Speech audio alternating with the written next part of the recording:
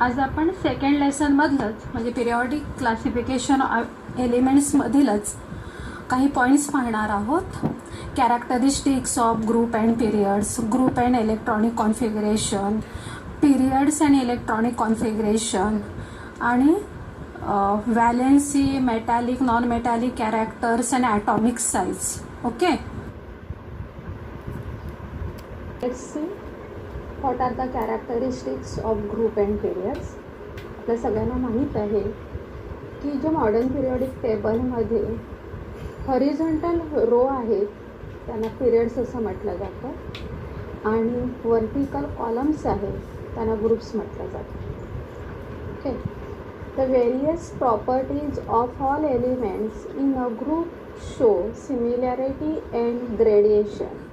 However, the properties of element change slowly while going from one end to the another in a particular period.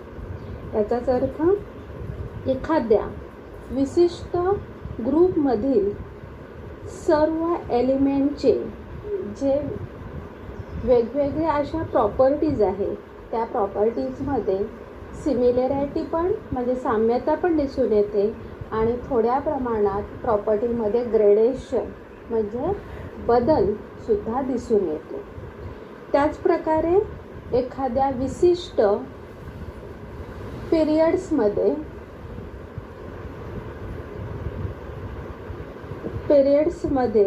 जेव्हा आपण त्याच्या डाव्या बाजूकडून उजव्या बाजूकडे जातो तेव्हा त्यांच्या एलिमेंटच्या प्रॉपर्टीजमध्ये क्रमाक्रमाने थोडा थोडा बदल झालेला दिसून येतो.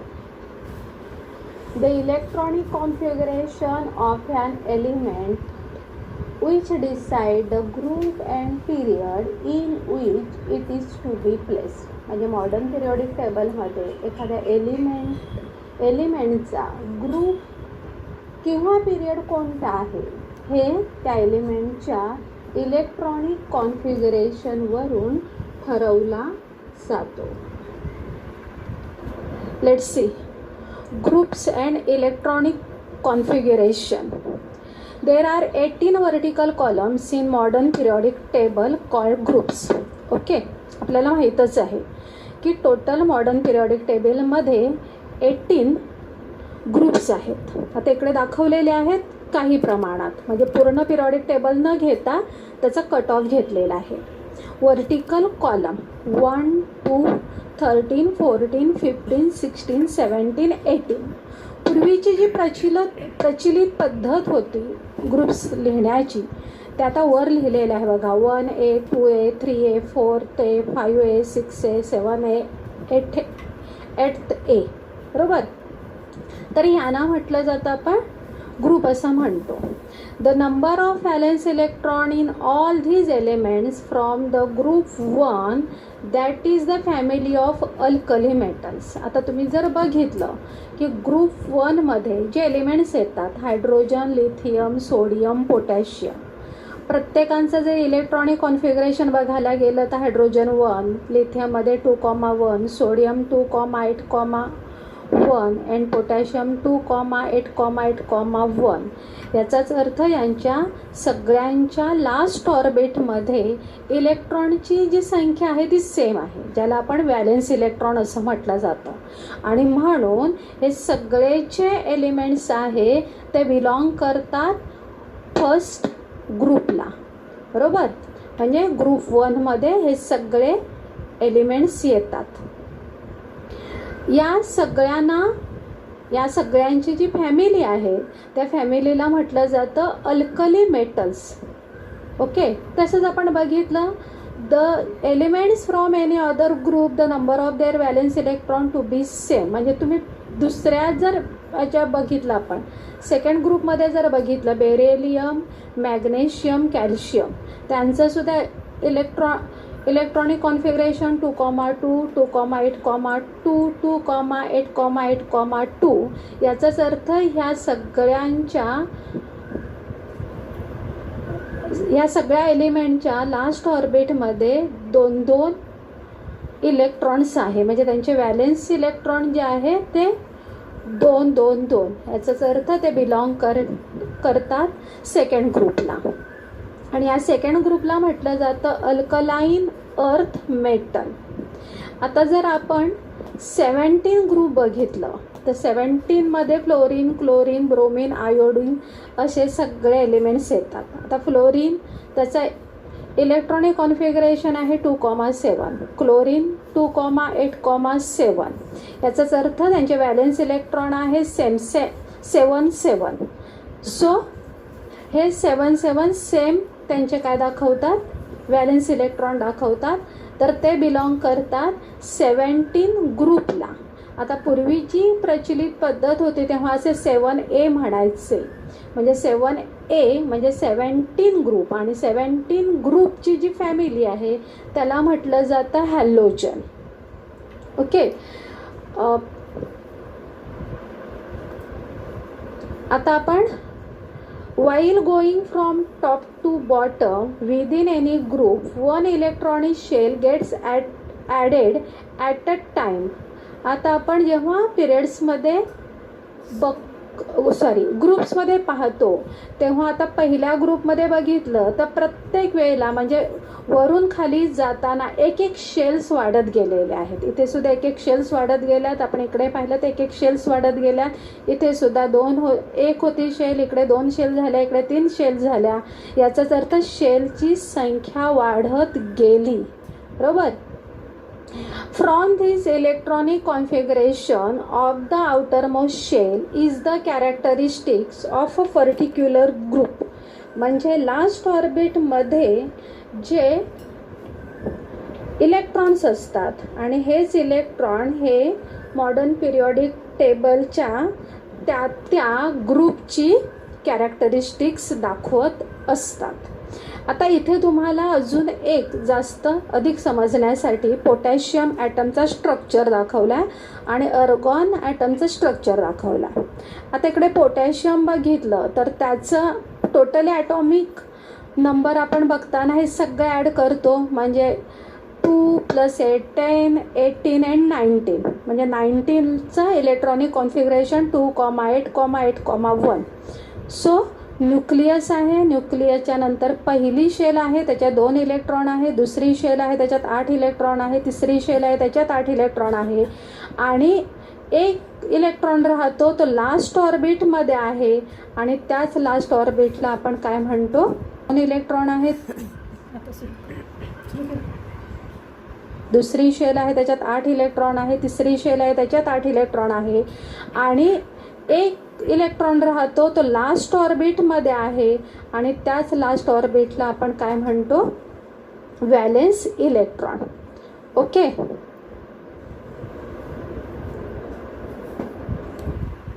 Okay. Now see periods and electronic configuration. In the modern periodic table there are 7 horizontal rows called periods. Okay. हे आपण पाहिलेलं आहे की जे 1 2 3 4 5 6 7 हॉरिझॉन्टल रोज आहे त्यांना पिरियड असं म्हटलं जातं. In a period the change in valency of element varies with electronic configuration. म्हणजे पिरियड्समधील एलिमेंटच्या व्हॅलेन्सीमध्ये होणारा जो बदल आहे तो त्यांच्या इलेक्ट्रॉनिक कॉन्फिगरेशननुसार होत असतो. ओके. तर आपण सेकंड पॉईंटमध्ये बघूया. In a period while going from left to right the atomic number increases and number of valence electron also increases but the number of shells are same. Okay. तर आता आपण इथे पाहणार आहोत. आता आपण सेकंड जर पिरियड बघितलं तर त्या पिरियडमध्ये जे एलिमेंट्स आहे, आता पिरियड बघताना आपण पाहणार आहोत लेफ्ट टू राईटला. जसं आपण ग्रुप्समध्ये सांगतो की टॉप टू बॉटम बघायचं, तसं इकडे लेफ्ट टू राईट. आता इकडे लिथियम आहे, बेरिलियम आहे, boron, carbon, nitrogen, oxygen, fluorine आणि निऑन. आता तुम्ही जर नीट ऑब्झर्व केलं तर तुम्हाला दिसतं की lithium electronic configuration 2,1, beryllium 2,2, boron 2,3, carbon 2,4, nitrogen 2,5, oxygen 2,6, fluorine 2,7, neon 2,8. म्हणजे इकडे शेलची संख्या सेम राहिल्या आहे, दोनच शेल्स आहेत. फक्त लास्ट ऑर्बिटमधली इलेक्ट्रॉनांची संख्या म्हणजे व्हॅलेन्स इलेक्ट्रॉन वाढत गेले. इकडे 1, 2, 3, 4, 5, 6, 7, 8. ओके, म्हणजे in a period there is a gradation in properties of element. जसजसे व्हॅलेन्स इलेक्ट्रॉन वाढत गेले तसे त्या पिरियडमधल्या एलिमेंटच्या ज्या प्रॉपर्टीज आहे त्या प्रॉपर्टीजमध्ये सुद्धा ग्रेडेशन होत गेलं. ते आपण नंतर पाहणार आहोत की कशा प्रकारे त्यांच्या व्हॅलेन्सीमध्ये ग्रेडेशन होतं वगैरे. इकडे the elements with the same number of shell occupied by electrons belong to the period. म्हणजे जर तुम्ही आता थर्ड पॉईंट आपल्याला बघायचं आहे तर काय सांगितलेलं आहे की the elements with the same number of shell. तुम्ही बघितलं आता सेकंडमध्ये बघा की शेलची संख्या 2 आहेत म्हणून ते बिलॉंग करतात सेकंड पिरियडला. थर्डमध्ये जर बघितलं सोडियमपासून ते अर्गॉनपर्यंत शेल जे आहे ते 3 आहेत, बरोबर. प्रत्येकांमध्ये 3 शेल्स आहे म्हणून ते बिलॉंग करतात थर्ड पिरियडला. ओके, म्हणजे इकडे जेवढ्या शेल्स आहे तो त्याचा पिरियड नंबर आहे आणि त्यांच्या व्हॅलेन्स इलेक्ट्रॉनमध्ये फक्त वाढ होत जाताना आपल्याला दिसते. In period there is third for example the elements in the third periods are. हे तुम्हाला दिलेले आहे electron in 3 shells that is KLM. आपण शेलला नंबर देत असताना माहिती आहे की न्यूक्लियस नंतरची जी शेल असते त्याला K म्हणतो, नंतर त्याच्यानंतरची शेल असते सेकंड त्याला L म्हणतो, त्यानंतरची शेल असते त्याला M म्हणतो. हे आपल्या लास्ट स्टँडर्डमध्ये 9 स्टँडर्डमध्ये 8 स्टँडर्डमध्ये झालेलं आहे. म्हणजे इकडे आपल्याला परत पोटॅशियम आणि अर्गॉन यांचा atomic. Next point, periodic trends in the modern periodic table. When the properties of elements in a period or a group of the modern periodic table are compared, certain regularity is observed in their variation and it is called a periodic trends in modern periodic table. Modern periodic टेबलमधल्या एखाद्या group किंवा एखाद्या पिरियडमधील एलिमेंटच्या प्रॉपर्टीची जर आपण comparison केलं तर त्यांच्यामध्ये होणारे जे बदल आहे त्या बदलामध्ये रेग्युलॅरिटी म्हणजे नियमितपणा दिसून येतो आणि यालाच आपण म्हणतोय periodic trends in modern periodic table. We are going to consider the periodic trends in only 3 properties of elements. अशा बऱ्याच प्रॉपर्टीजमध्ये आपल्याला अशा प्रकारचा बदल दिसून येतो, पण आपण इकडे 3च प्रकारच्या प्रॉपर्टीज घेणार आहोत की त्याच्यामध्ये कशा प्रकारचं ग्रेडेशन किंवा सिमिलॅरिटी दिसून येतात. तर एक आहे व्हॅलेन्सी, सेकंड आहे ॲटॉमिक साईज आणि थर्ड आहे metallic and non metallic character. Now see first character, valency. The valency of an element is the combining capacity of that element with other and it is determined by the number of electrons present in the outermost shell of its atom, that is valence electron.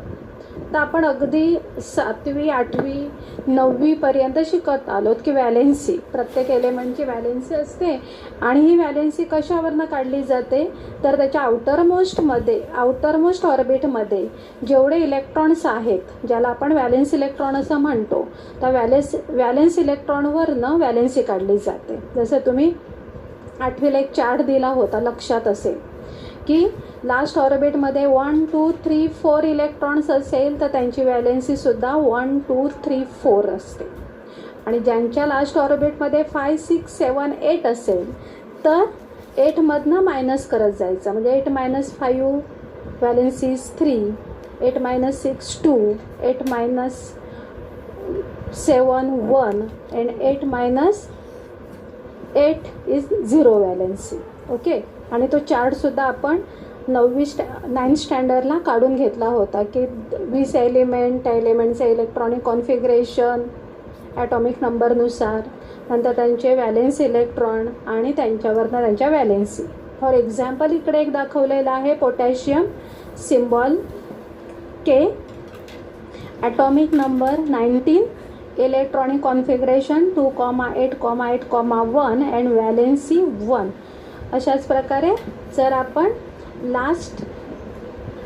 जर periodic table बघितलं तर त्या periodic टेबलमध्ये व्हॅलेन्सीमध्ये कशा प्रकारे बदल होत जातं, म्हणजे जर थर्ड पिरियड घेतलं तर थर्ड पिरियडमध्ये व्हॅलेन्सी 1 2 3 4 आणि परत 3 2 1 0 अशा प्रकारे होत जाते. तो आता कट ऑफ इकडे मी घेतलेला नाही.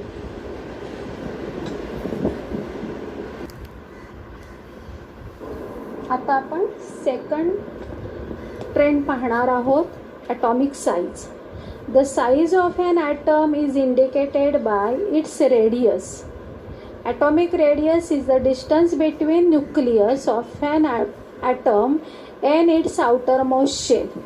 म्हणजे एखाद्या ॲटमचा साईज म्हणजेच त्या ॲटमची रेडियस. आता आपण सर्कल बघितला तर सर्कलचे रेडियस म्हणजे काय, तर त्या सर्कलचा सरकमटन्स आणि सेंटर यामधला जो डिस्टन्स आहे त्याला आपण रेडियस म्हणतो. इथे सुद्धा ॲटॉमिक स्ट्रक्चर दाखवताना आपण एक सर्कलच काढतो आणि त्या सर्कलचा जो सेंटर आहे त्याला न्यूक्लियस म्हणतो. आणि न्यूक्लियसपासून शेल जे आहे, आउटर मोस्ट शेल, यांमधलं जे डिस्टन्स आहे त्या डिस्टन्सला म्हटलं जातं ॲटॉमिक साईज.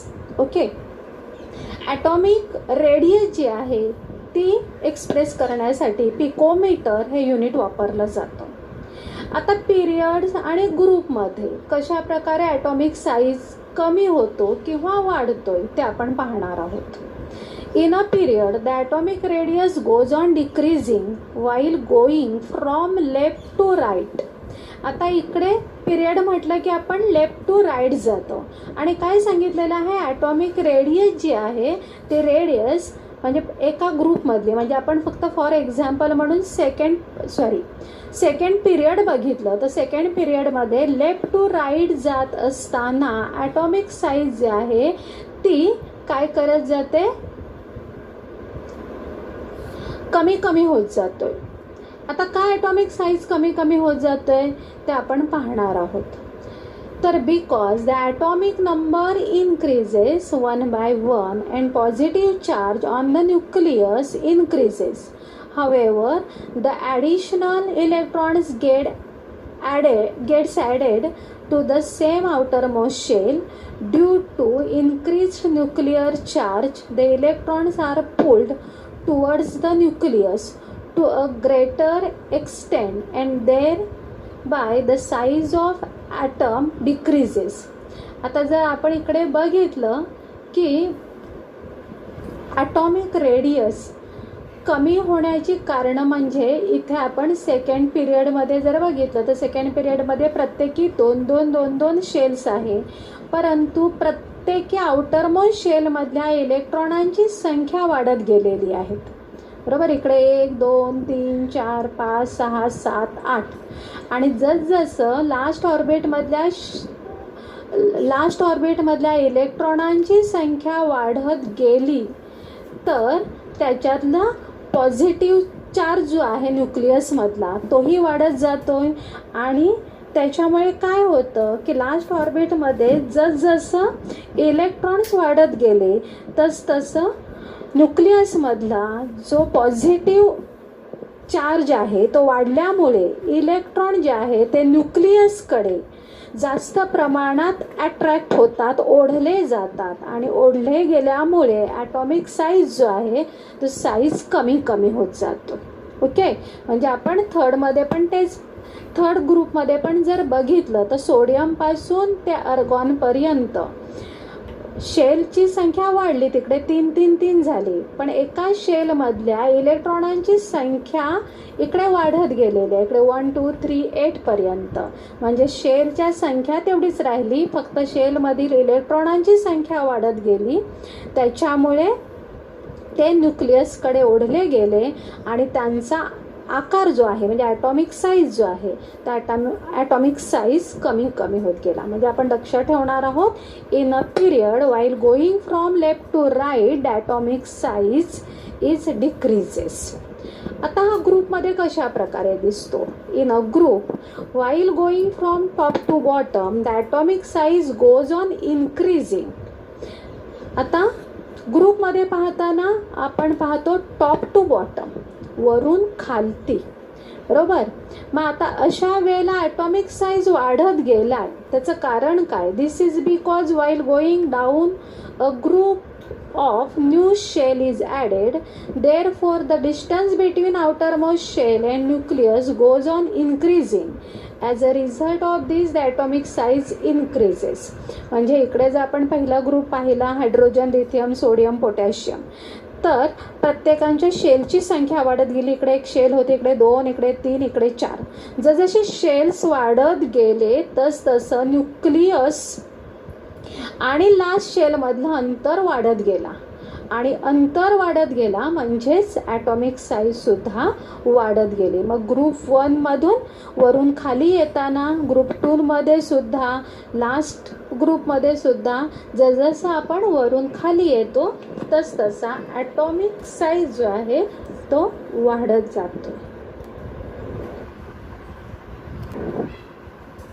आता आपण थोडं एक्सरसाइज पाहणार आहोत. म्हणजे होमवर्क तुम्हाला दिलेला आहे, आणि तो होमवर्क आणि ह्या व्हिडिओमधले जेवढे काही पॉईंट्स होते इम्पॉर्टंट, ते तुम्हाला नोटबुकमध्ये लिहून घ्यायचे आहेत.